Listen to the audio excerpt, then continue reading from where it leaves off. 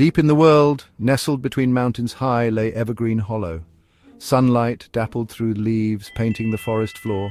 Tiny flowers peeked from mossy logs. A waterfall sang a sweet song, tumbling into a clear blue lake. Evergreen Hollow was a place of magic, where dreams took flight. Leela lived near Evergreen Hollow. She had bright eyes and a smile for everyone. Lila loved animals. She spoke their language, understood their worries. Birds perched on her shoulder, sharing secrets. Squirrels scampered up her arm, begging for nuts. Lila was a true friend to all creatures, big and small. One day, Lila saw a strange shimmer in the woods. Following the light, she found a clearing. There, a beautiful spirit made of rainbows hovered above a wilting flower. "I am Iris," the spirit whispered, her voice like wind chimes. "Evergreen Hollow is fading, only you can help." Lila felt a pang in her heart. She had to save this magical place. Iris explained that an evil shadow had stolen the forest's magic. To break the spell, Lila had to find 3 gems of nature: light, water, and earth. Each gem held a piece of the forest's heart. With Iris as her guide, Lila set off on her quest. She knew it wouldn't be easy, but she was determined to save Evergreen Hollow. The gem of light rested on the highest mountain peak. As Lila climbed, the air grew thin and cold. Finally, she reached the top, exhausted. There, carved into the rock, was a riddle. "I have no voice, but I tell the time. I have no body, but I cast a shadow.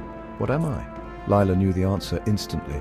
"The sun!" she exclaimed. As she spoke, the sunbeam struck a crystal hidden in the rock, revealing the gem of light. The gem of water lay at the bottom of the lake. Lila, though afraid of the dark water, knew she had to be brave. Taking a deep breath, she dove in.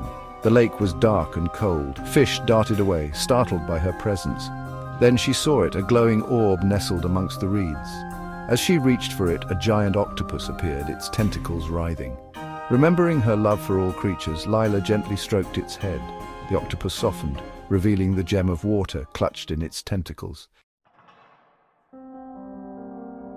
The gem of earth was hidden in a dark cave, guarded by a fearsome spider. Its eyes glowed red in the darkness, its fangs dripping venom. Remembering the spider's important role in the forest, Lila spoke to it kindly.